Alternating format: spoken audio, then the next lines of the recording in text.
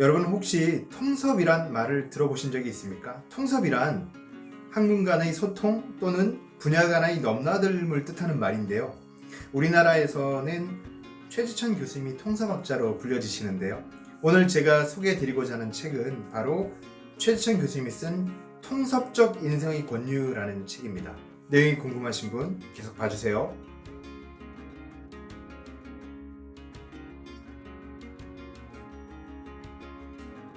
여러분 안녕하세요. 시대의 독서 두 번째 시간입니다.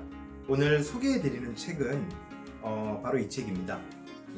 통섭적 인생의 권유라는 책이고요. 최지천 교수가 제안하는 희망 어젠다. 표지에 보면 이런 얘기가 되어 있습니다.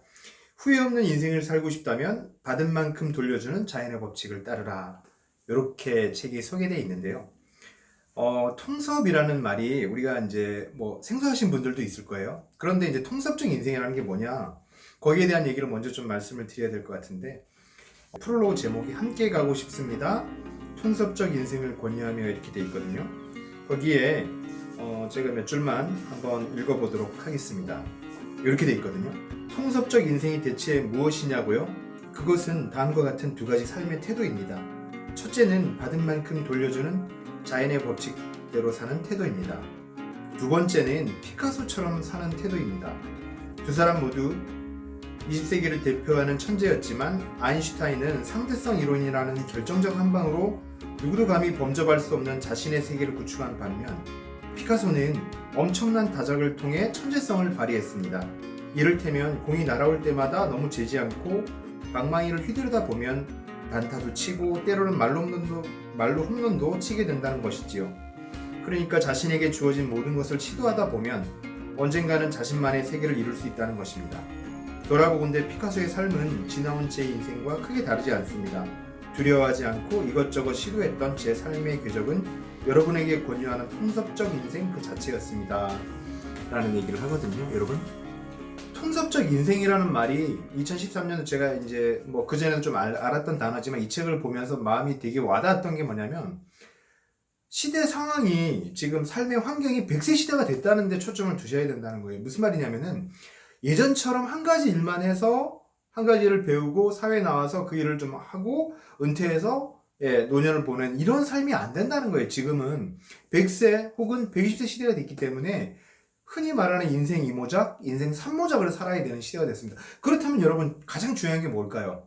분야를 넘나들어야 된다는 거예요. 한 가지 분야로 100년을 가실 수 있겠어요? 힘들다는 거죠. 그리고 뭔가 혼합이 될 때, 뭔가 그 분야가 섞일 때 새로운 게 나오고 창의적인 아이디어가 나온다는 거죠.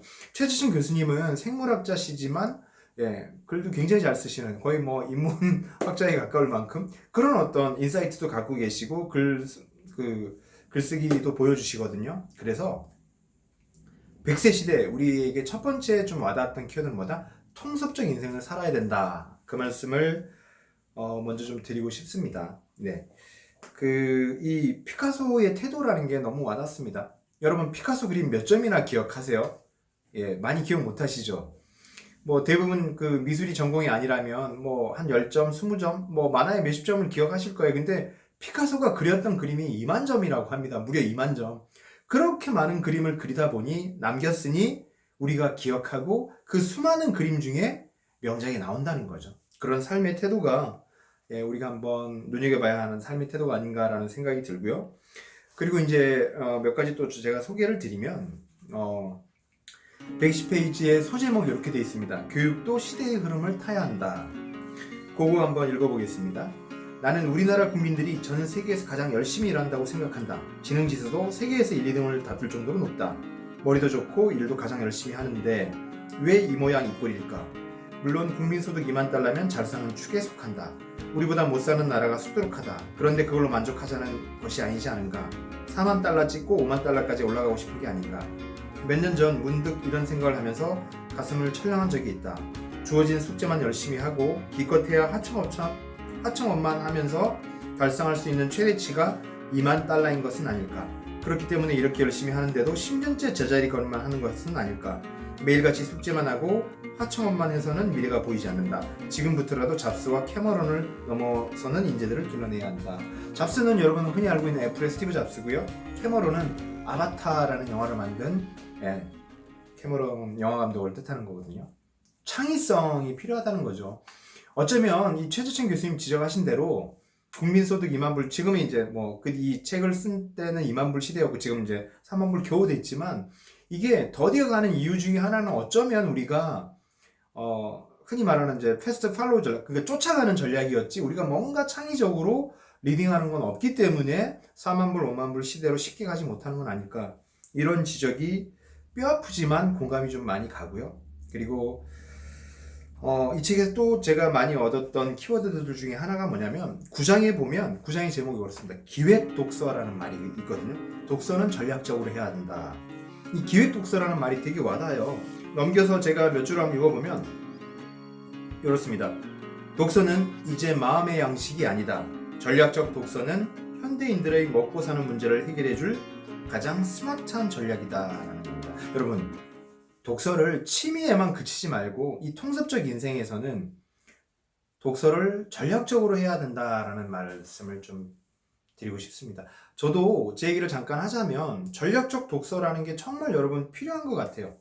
전략을 가지고 기획 독서를 하셔야 됩니다. 제가 첫 번째 책을 쓸 때 정말 좀 답답했어요. 어떻게 써야 될지도 모르고, 그리고 저는 이제 지방에 있으니까 서울까지 다니기가 쉽지 않잖아요. 서울에 있는 글쓰기 학교 이런 거를 계속 검색하다가 결국 배우지는 못했거든요. 저는 독학으로 글쓰기를 이제 나름 공부했는데, 그때 기획 독서라는 걸 했습니다. 책 쓰기, 글쓰기 책을 제가 첫 책 쓰면서 30여 권 읽었고, 지금은 한 70여 권 정도의 제가 책 쓰기, 글쓰기 관련 책을 갖고 있거든요. 이런 말씀을 드려볼 수 있어요. 기획 독서를 하게 되면 여러분, 예를 들어서 제가 글쓰기 책을 보잖아요. 처음 5권 정도는 되게 신선합니다. 다 모르는 내용들이 태반이니까 그런 내용들을 공부하게 되고, 야, 이런 게 있네. 이런 걸 조심해야 되는구나. 문장은 단문으로 써야 되네. 문장은 생명이 리듬이 중요하구나. 의자, 거자, 적자, 들자, 화자, 성자 이런 거는 좀 줄여야 되는구나. 이런 것들 이런 세부적인 것들을 공부하게 되는 거거든요. 그럼 되게 신선해요. 한 5권째까지는 되게 신선합니다. 근데 그게 7, 8권, 10권이 넘어가면 반복이 되기 시작해요. 보여요. 똑같은 책을, 글쓰기 책을 사게 되면 저자는 다 다르지만 비슷한 내용을 반복하고 하게 된다는 걸 느끼게 돼요. 그럼 나중에 여러분 10권, 15권 넘어가면 목차만 보면 이거 내용이구나. 이거는 뭐지? 그것만 보게 돼요. 그러면 나중에는 여러분 기획독서를 하면 발췌독을 할 수 있어요. 책 300페이지짜리 책을 1페이지부터 300페이지까지 다 안 본다니까요. 중간중간 제가 필요한 걸 읽게 되고, 거기서 필요한 제 지식에 또 살을 쌓고 이렇게 된다는 겁니다. 그래서 기획 독서를 하면 여러분 실력이 쌓이는 거예요. 어떤 테마에 대한 자신감이 붙고요. 글쓰기 책에 대해서 잠깐 제가 소개를 하면 이런 얘기를 합니다. 글쓰기 책에 이런 얘기들이 소개되어 있어요. 모든 사람이 책을 쓸 수 있다. 단 2가지만 있다면. 뭐냐면 2가지 중에 하나만 있다면 뭐냐면, 여러분 어떤 분야든 10년간 일하면 책을 쓸 수 있다라고 얘기해요. 여러분 10년 이상 일하면 어떤 분야든 주장이 생겨요. 제가 세일즈 일을 17년째 하니까 세일즈 책을 2권이나 썼잖아요. 왜 쓸 수 있겠어요? 했기 때문에 그랬어요. 제 경험에 기반해서 쓰기 때문에 쓸 수 있다는 거고요. 2번째는 뭐라고 전하는지 아세요? 제가 모르는 분야에 대해서 쓸 수 있는 방법은 이겁니다. 뭐냐면 100권 읽기예요. 어떤 분야든 100권을 읽으면 책을 쓸 수 있습니다. 제가 말씀드렸죠. 70여 권의 글쓰기 책 읽기 책을 제가 모았고, 그 중에 안 본 책도 있지만 대부분 목차 정도는 봤거든요. 그래서 저는 조금 오버해서 조금 과장되게 말씀드리면 글쓰기 책을 쓸 수 있을 것 같아요. 책 쓰기 전략에 대한 책을 저는 쓸 수 있을 것 같아요. 왜냐? 그 분야의 책을 많이 봤기 때문입니다. 그래서 여러분 기획 독서가 중요하다는 거예요. 테마 독서를 하시기 바라고요. 그리고 또 소개해드리고 싶은 키워드가 하나 있습니다. 175페이지에 있네요. 이게 이 장의 제목이 11장이에요. 제2의 인생, 정년 없는 세상에서 시니어가 달린다. 이 문장이 참 좋네요. 여기에 그 다음 페이지를 제가 읽어보면 이렇게 되어 있습니다. 제2의 인생은 당신에게 주어진 또 하나의 삶이다. 사회의 잉여가 되지 말고 당당하게 맞서는 시니어가 되라. 여러분, 시니어가 되라. 시니어는 전문, 주니어, 시니어 비교해보면 시니어는 어떤 전문적인 사람을 뜻하는 거죠. 예, 당당한 시니어가 되라라는 말을 말씀을 좀 드리고 싶고요. 한 가지만 더, 이 책에도 제가 소개하고 싶은 내용이 너무 많아가지고 한 가지만 끝으로 더 말씀을 드리면 185페이지에 내용이 있습니다. 여기 보면 12장인데 이 장의 제목은 경계를 허무는 삶이에요. 통섭적 인생의 아름다움. 경계를 허물어라라는 얘기를 합니다. 그래서 여러분의 분야에만 국한될 것이 아니라 다른 분야를 또 습득해 보시고, 또 만약에 문과생이면 저도 사실 이게 이제 좀 쉽지는 않지만 생물학이나 이런 어떤 자연과학 책들을 좀 보려고 노력해요. 그게 필요한 것 같아요. 제가 고등학교 다닐 때 저희 학교 선생님 중에 한 분이 그런 얘기를 하셨어요. 이제 저희가 문과였으니까 문과생들한테 야, 너네들 학교 가면 제발 과학 잡지 같은 걸 좀 읽어야 될 거다. 그래야만 폭넓은 어떤 교양, 상식, 그리고 일하는 데 있어서 다른 어떤 시각을 가질 수 있을 것이다 라는 얘기를 했었거든요. 그 말이 제가 인생을 살아보면서 굉장히 많이 떠오르는 얘기 중에 하나입니다. 그래서 여러분, 경계를 허무는 삶. 공대생이면, 이과생이면 오히려 글쓰기를 공부하고요. 저처럼 문과생이면 또 이과의 어떤 그런 자연과학, 생물학 이런 거에도 관심을 좀 가지고 이럼으로써 새로운 시각, 새로운 어떤 통섭적 인사이트가 길러지는 게 아닐까, 이런 생각을 하게 됩니다. 오늘 제가 소개해드리는 책은 최주천 교수님의 통섭적 인생의 권유인데요. 이 책처럼 여러분 인생에서 통섭적 어떤 그 방법들을 많이 접목해서 살아가시면서 여러분 인생이 더 풍요해지기를 바랍니다. 오늘 제가 준비한 내용은 여기까지고요. 다음 시간에 더 알찬 내용으로 찾아뵙겠습니다. 고맙습니다. 오늘 내용은 괜찮으셨어요?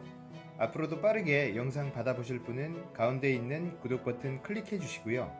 화면 좌우에 있는 관련 영상과 추천 영상 함께 보시면 많은 도움 되실 겁니다. 그럼 다음 시간에 더 알찬 방송으로 찾아뵙겠습니다.